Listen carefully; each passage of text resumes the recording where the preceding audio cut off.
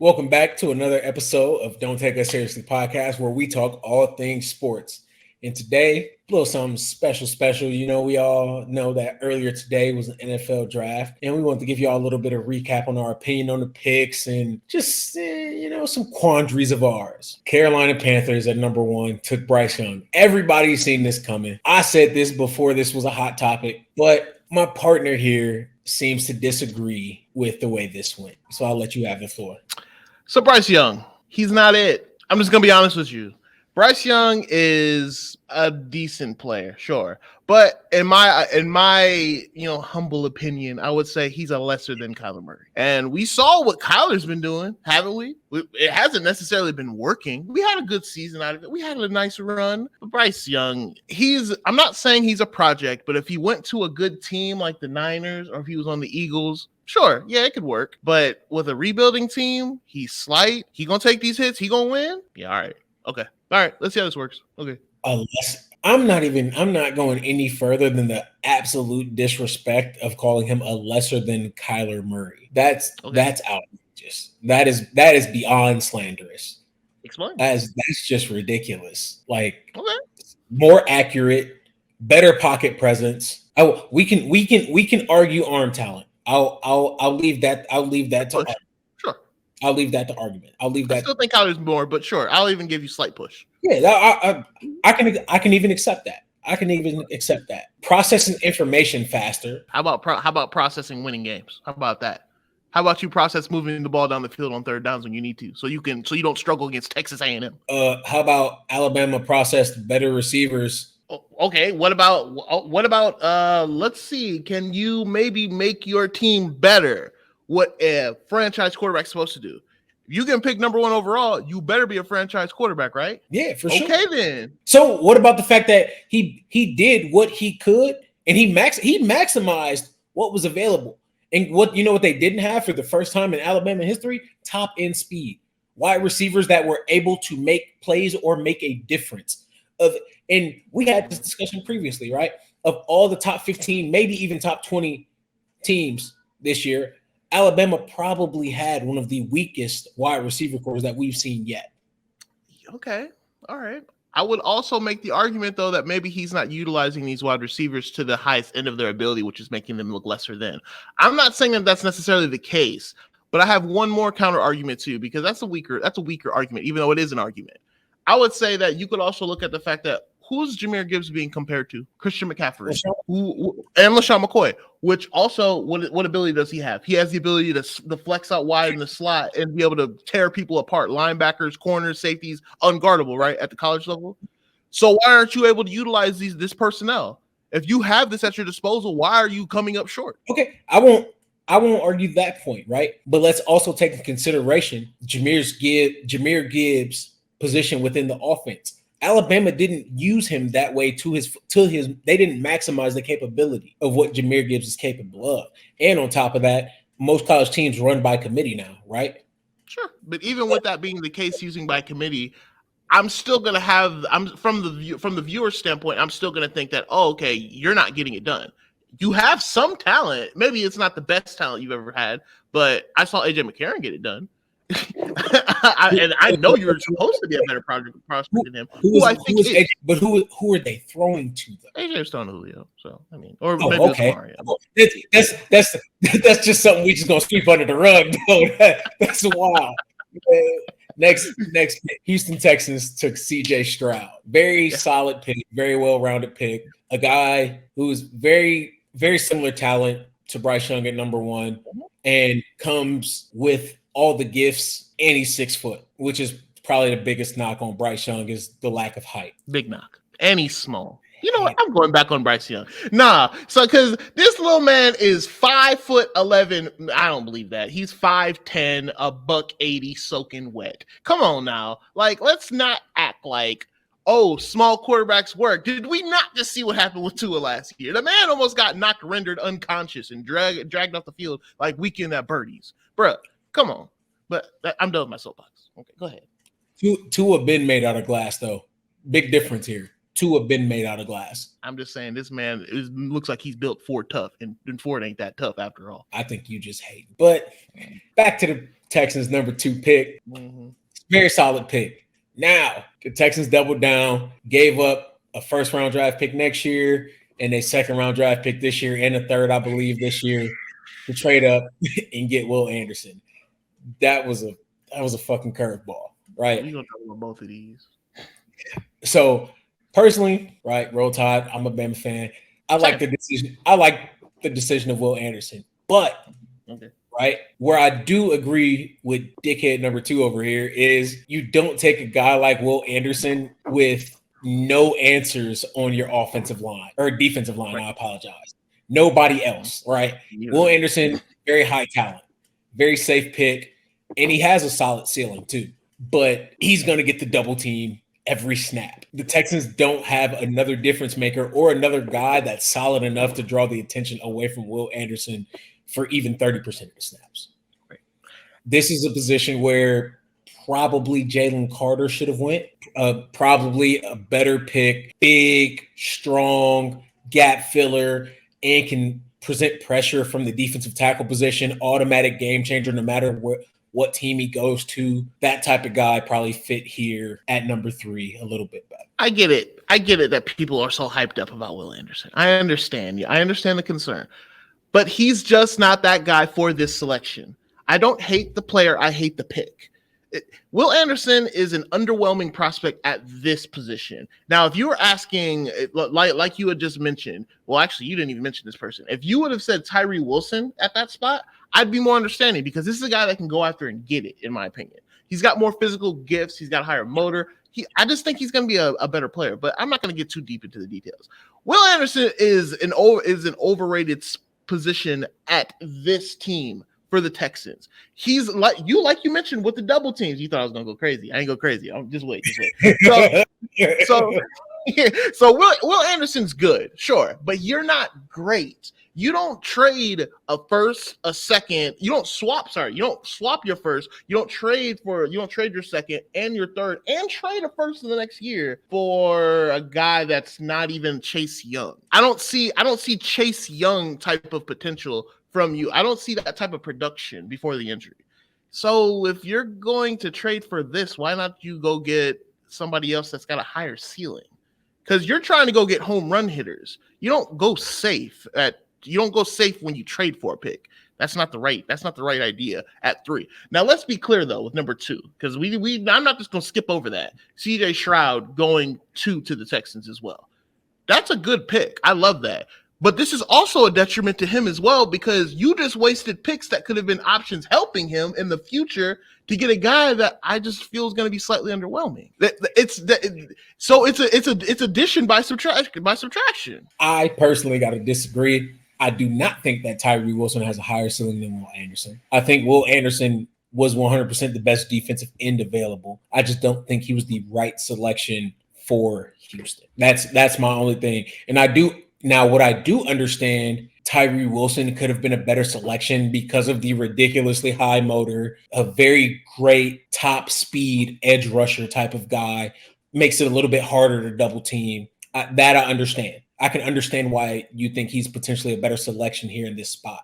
But I do not think he has a higher ceiling. I just want to emphasize that from my perspective. And I will say this other thing, which I didn't hit on. You mentioned it, but I'm going to go a little further. Jalen Carter is going to be a better player than Will Anderson is going to be. So that's why you pick him in that spot.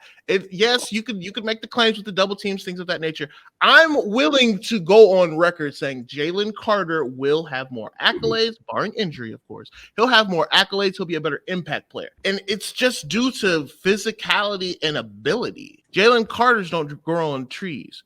Will Anderson's come and go. That's cap. But I'm gonna let you have it. We're not even gonna argue about that. I'm not, because that'd just waste too much of my personal time. Number 4, Anthony Richardson to the Indianapolis Colts. Now you go ahead because you're gonna have a field day with this. Go for it. Boy, oh boy, oh boy. Y'all really is barking up the wrong tree when it comes to this man, Anthony Richardson. Y'all really think that he's it. Y'all think he's Superman. Y'all really think this man is gonna bring the football all the way to A-Rich? No, Anthony Richardson is not the guy that y'all think. He's an imposter. He's a poser. He's a decent talent, but again, and you're going to see this a lot with this. There are a lot of players that were just drafted in the wrong spot.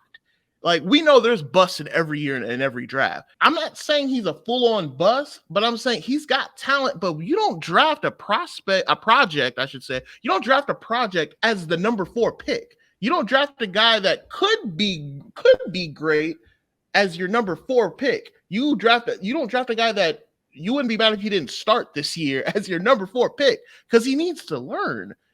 What did they say? He's got 16 starts. You know who else had 16 starts before he came into the league? Trey Lance, and we just crucified him. Better yet, you know what? I would have much rather at this point you go get Trey Lance and flip a 3rd round pick. Maybe you have to go up to a 2nd round pick. Take him instead of Anthony Richardson, because you'll be better off. At least he's got more snaps and he's learned NFL playbooks, so he's further along down the road with the rookie deal. From that perspective, I won't argue, right? But from my perspective, taking Anthony Richardson to the Colts, I think it was more of a look at the head coach, look at where he came from, look at the offense he'll run. And I think that Anthony Richardson is the prototypical quarterback for Shane Steichen. Shane Steichen, for those that don't know, Shane Steichen was the Philadelphia Eagles offensive coordinator last year. Obviously, for those that don't know, also Jalen Hurts is the quarterback of the Philadelphia Eagles. And Anthony Richardson fits that type of bill, right? You have a magnificent running back in Jonathan Taylor, a solid O-line, and you add an Anthony Richardson style quarterback to an offense that Shane Steichen is probably going to revitalize and run probably a similar style to what they ran in Philly. Shane Steichen, Anthony Richardson, I think that is a match made in heaven, personally. Now, do I agree with a lot of your points where this is Anthony Richardson? There's a lot of questions, right? There's a lot of questions, and I won't argue that. And typically, yeah, you don't draft a guy that has this many questions at number 4. Typically, that's not the way the world works anymore, though. Sometimes you take what you can get, and you reach on the prospects that you feel will fit the bill. And that's what Indianapolis did here. And I like Anthony Richardson a lot. And like I already said, I think this was the best fit for him. Let's just be clear. Well, Shane Steichen, you think that he's a match made in heaven for this, for this quarterback and this team in this situation. I think this is a match made in coke heaven for Jim Irsay, because this is, again, him overdosing on his own supply, because there's no reason that you should believe in Shane Steichen. I wouldn't be surprised if Shane Steichen was out of there in 4 years. 3 years, I'll say. I wouldn't be surprised if he was out of there by then, just because he's going to be going through withdrawals again, and it's not going to be looking good, and it's not going to be working, and you're going to go ahead and overreact again. This is the guy's first head coaching gig. This is also the guy that you just fired, Frank Wright, who also taught Shane Steichen, because he was underneath him. We can't think that this is going to... You fired a guy for running the same philosophy that you want now. What is this? What is this thing? What does this matter? I mean, Anthony Richardson to Jalen Hurts. Okay, like, people want to make those comparisons. That's fine, but we're also not going to ignore the fact that this Colts team is not as complete as that Eagles team was. Yeah, 100%. 100%. As we're not trying to make that claim, right, but I think that makes a huge, huge difference as in the production of Jalen Hurts and his development, as opposed to what Anthony Richardson's going to be able to do. It's apples and oranges, even though it looks kind of similar. But in the same right, it also took that Eagles team time to get to where they are now. They built this team over time. They added Jalen Hurts on the tail end of them building to this point, as opposed to the Colts adding Anthony Richardson in the middle. I just think it's gonna blow up in their face. But you know what? I'm not gonna bear on the details. Pick 8, right? Honestly, I think this shit was a petty pick. I 100% think that the Falcons were like, damn, the Eagles are next. Fuck them. And took Bijan. I 100, because in my mind, 100%, I knew that Bijan Robinson was coming off the board at 10, where the Eagles were originally, but no. Atlanta said, eat a dick. I'm taking this man. Now, this pick was very interesting for the sake of the fact that my partner made me well aware of this information that Atlanta's head coach is the offensive coordinator that was with the Tennessee Titans during the primo years of Derrick Henry. That makes this pick make a lot more sense. Yes. But at the same time, I just didn't see this coming because Atlanta has more needs to me than to take Bijan Robinson here. Is he very possibly a game changer? Yes. But enough to fix everything that Atlanta needs? Why is it that teams decide to pick good players on bad teams? I know that's part of how the draft works. But still, Bijan Robinson would have been great for fantasy owners. I do not want Bijan Robinson on the Atlanta Falcons. Like, come on, y'all. Look, I don't mean to cut you off, but Bijan is really good. He's the best back in the draft. He is even deserving of lottery. He does not deserve to go to the Falcons. I hope he loves Blue Flame because that's the only time he's gonna get a win down there. Because this team is just they're so frustrating. I like how you slight pause there, and instead of saying bad, you just said frustrating, because that summarizes Atlanta's current situation. Like they have potential. They have a lot of potential, but God, do they squander it. I just don't understand how you go and you get Bijan Robinson on this team. All right, I get it. Cordell Patterson's old. I get it. To who's the other guy? The 5th round guy. Oh, Tyler Algier. Yeah, Tyler Algier. He's not necessarily the answer, but he's pretty good at times. I get that. But how many guys can tote the bean? It's just not fair. You can't ask Desmond Ridder to just hand it off 45 times a game and you just going to dance your way to the playoffs and you going to lose by 30. If you think you're going to run the ball 40 times a game and you going to come out with a dub. Your defense ain't all that already, so you really could have used that. Or if you wanted to trade out, you might as well get picks. But nah, you're going to go ahead and waste some of the best years of Bijan's career to come to Atlanta and become lemon pepper. Also, it doesn't help that their offensive line is at best, bro. Like you could have took an offensive lineman here. You could have took fucking Jalen Carter. Yeah. That'd been scary. Yeah. Like, there were other options here, is what we're saying. And I don't know how to feel about this. I really don't. Good player. And does he deserve to go this high? Yes. But wrong fit. Yeah.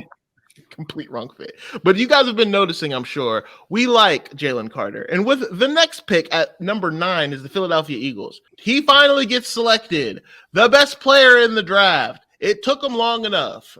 Hey, you can go ahead and keep that face to yourself. Jalen Carter is the best player in the draft. I said it, not him. But I'll tell you what. They made this trade with the Bears, and they were able to get a guy. I can't believe they get a guy like this late. When you turn around and you get someone with this much talent, with this much upside, a guy that's a force in the middle. I'm not saying he's Chris Jones. I'm not saying that he's Warren Sapp, but I'm saying his talent is pretty crazy. You get a guy with this much talent on the defense that was that great last year, well, you might as well go ahead and watch out because it's big trouble in Little China when it comes to Philadelphia Eagles. Yeah, I have zero negative to say about this choice, because the crazy thing is I didn't think Jalen Carter would fall to Philly, but I knew if Jalen Carter fell to Philly, he was going to fucking Philly. And I don't like it because, God damn it, nobody wanted to deal with this shit. Yes. This is literally a defense that was, a sack away, 2 sacks away from the fucking record, bro. And we were like, oh, they lost so much in the free agency. And they said, don't worry about it. We'll backfill. Right. And guess what they did? Backfield perfectly. Yeah. Don't go ahead. Don't give it away too much. But yeah, you add Jordan Davis. Oh, you have Jordan Davis that's now in his second year. Now you have Jalen Carter. You also have Fletcher Cox that can teach these young bulls a thing or two. You still have Hassan Reddick, and you still have Brandon Graham. Oh well, I guess we're so sad that we lost. What's his name? Hargreaves. We're so sad we lost Hargreaves or Hargrove. Yeah. There's no trouble in paradise at all. They just about to double down. The next fucking pick, Jesus.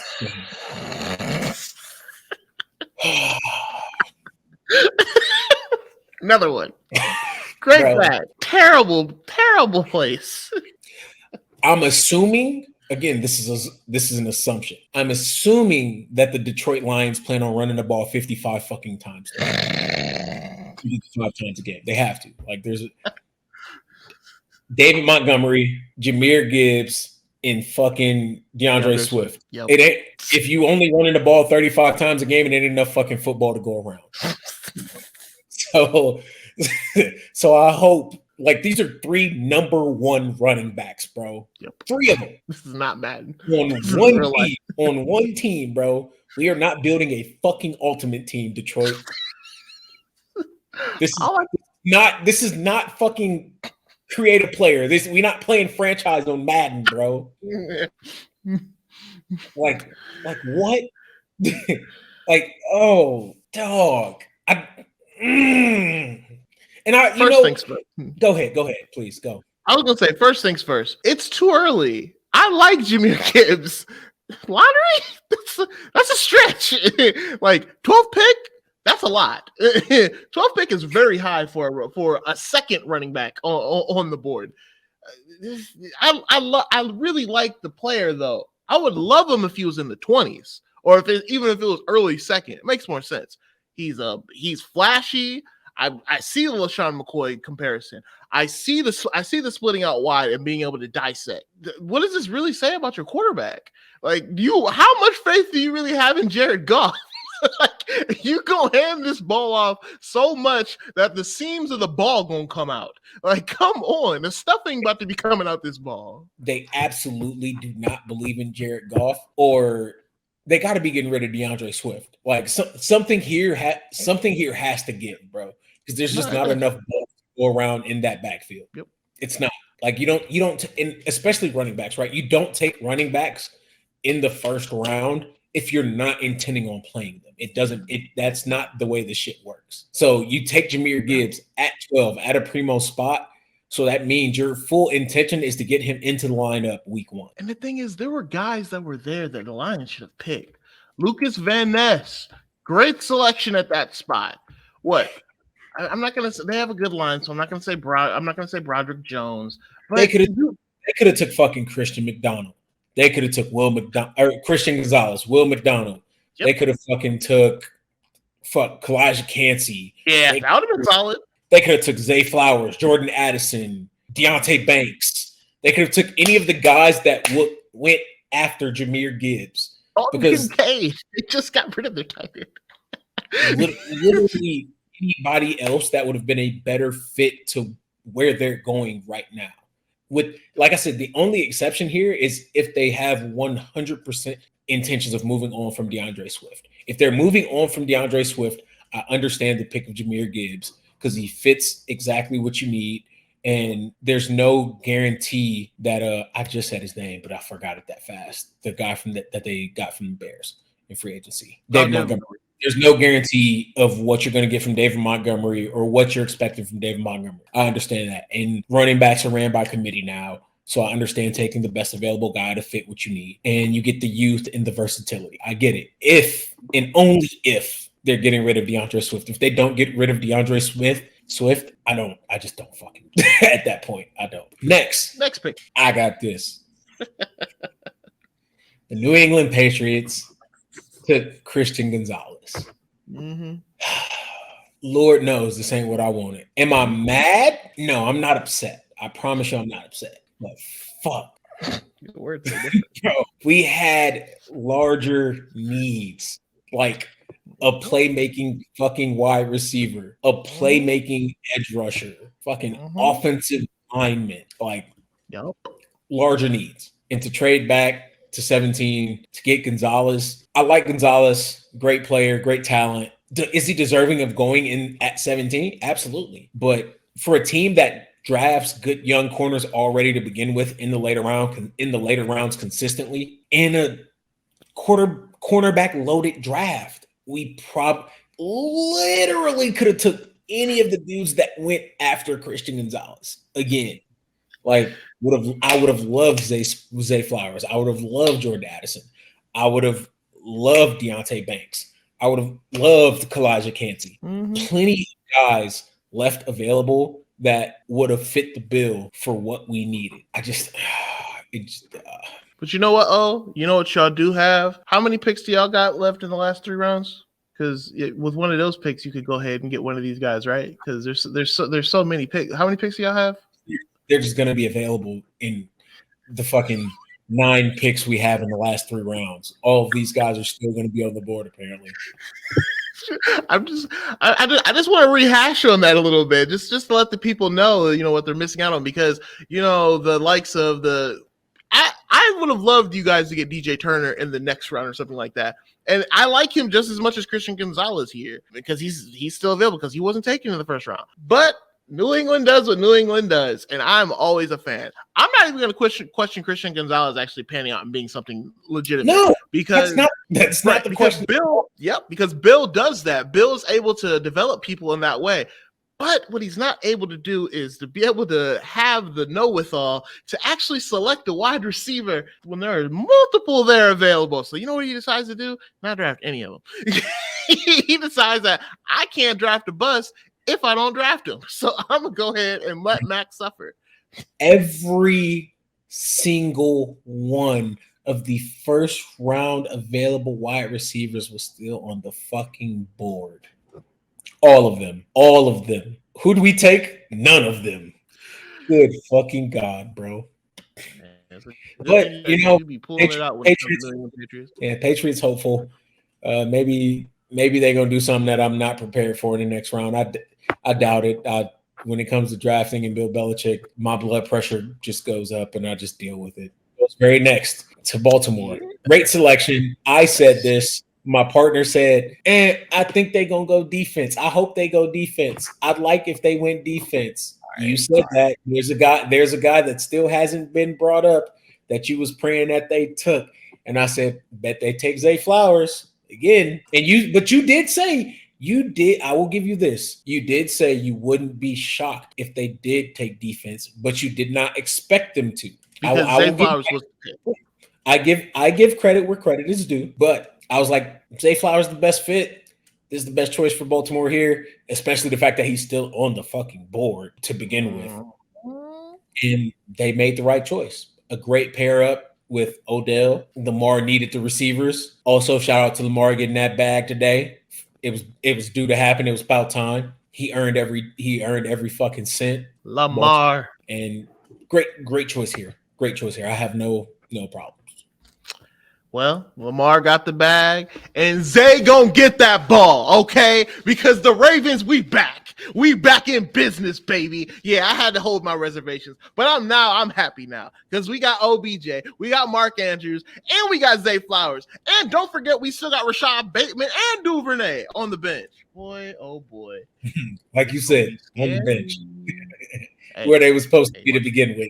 It's still going to be scary because we got a guy whose comp is Tyreek Hill. I love it. I love to have a guy that's a speedy guy, a guy that's just a nightmare in space. Yes, he's a little bit of a gadget guy, so I'll give you that. He's a little smaller. He's a little slight. But he's electrifying. So if you can't hit him, you can't hurt him. So I love Zay Flowers for this pick. Ravens, we up, baby. Now, I just want this to be said. There was a guy that got drafted last year in the end of the first round, very similar to Zay Flowers that you were big on, and he ain't panned out to be shit yet. Hey,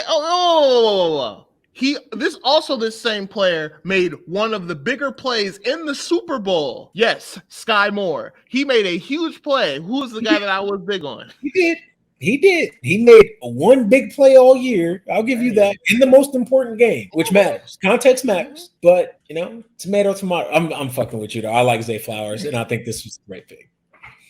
Next, Buffalo took Dalton Kincaid. Yeah. I don't know how I feel about this personally. I think Dalton Kincaid is a great athlete and a great tight end. I don't know how I feel about him going to Buffalo, but I don't have any reservations about the pick. It's just an interesting situation. I'm just going to be honest with you. Dalton Kincaid's the best tight end on the board, in my opinion. And when you have there's injury concerns. I get it. Coming back from, I think it's a back injury that I think that's the only reason that he went this late in the first round. I think if he doesn't have this back injury, he probably goes top 15, top 20-ish. which is only a little bit higher, but it is substantial though, because now a little later in the first round, it's a little bit less expectations, which is also good because Dalton Kincaid, what he's able to bring, some people are liking to make the comparison of, say, like a George Kittle or maybe like a Tony Gonzalez in ways. I don't know if I'm gonna go there, but what I will say is, could he be TJ Hawkinson? Does he have that type of talent? Yes, he does. And I think he has more talent than that, actually. And one of the things they knock him for is his blocking. He can block. Kincaid can block. He's a willing blocker. He just needs to probably grow in that area a little bit more. But as a pass catcher, I'm not saying the man's Jimmy Graham. I'm not saying he's Antonio Gates. But what I am saying is don't put one on him because you're going to be in problem. You're going to be in trouble land right now because he can get open and Josh Allen needed weapons. So he got one. I agree.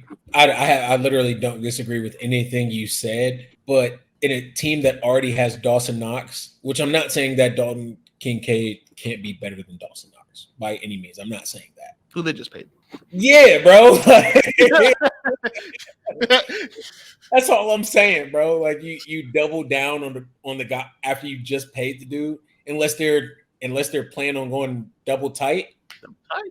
Yeah. But yeah, like I said, don't have reservations, but it's just questionable, right? Okay. Next pick. Not questionable. No, not at all.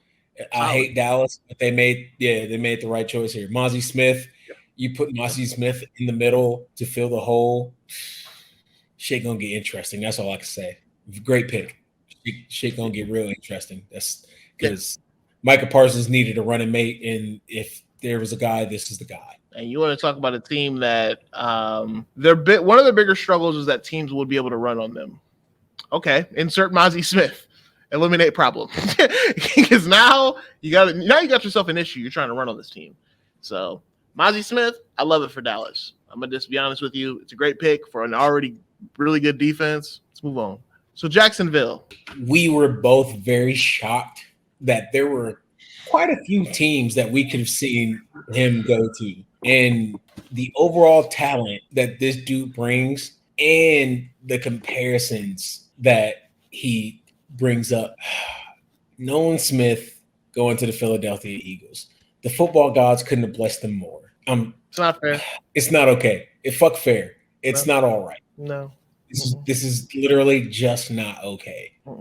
Again, we just said this, right? They lost to all these players in the free agency, and they just came into the draft and said, I want him. And the world let it happen. They said, okay, y'all can have him. Why? And then it does not help that Nolan Smith is his comp, right? He's gonna be his understudy now. He's gonna be his understudy. Again, at 31, you're drafting for talent, you're drafting for potential, but fuck. The highest upside? Yeah, like this is nuts. And then here's my question. What the fuck does the world do if they just say, fuck it, put Nolan Smith on the opposite side of Hassan Reddick? Yep. And you die. And he pans out to be exactly what. So now you got to choose your poison. You know what happens if that happens? What happens is the same thing that happened with the 2015 Buccaneers when it was DeMarcus Ware and freaking Von Miller. You're screwed. You don't win games. You lose because you said Buccaneers, but you meant Broncos. I got you. Sorry, Broncos. Thank you. I appreciate you. But all I'm getting at is you have a guy now, like you said, that's his comp is on the same team. Another comp that Nolan Smith has is Micah Parsons. I don't think that he's going to become that because that's a long shot. But this guy ran a 4.39 at his pro day and then said that I was disappointed because I could run faster because he was healing from a torn pec. Let's just be clear here. If this guy learns another pass rushing move other than speed, it's going to be a problem because when you have Hassan Reddick on one side, you have Nolan Smith, if he can just be a rotational pass rusher on the other. And then you still have Brandon Graham that's going to come off the edge from time to time. So you're not missing a beat.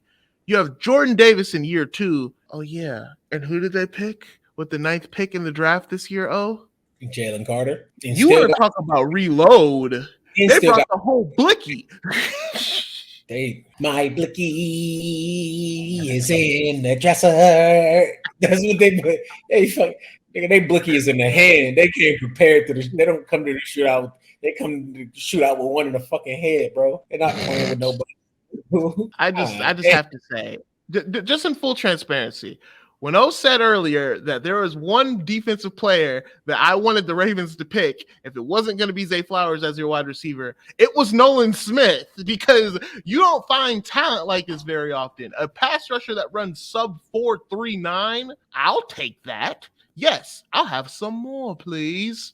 But anyway, and on top of that, I hate to have to double down, right? But he's coming off the edge, damn near free every snap, because you have bigger fucking problems to worry about every snap in the freak of nature that is Jalen Carter. That was a lottery pick.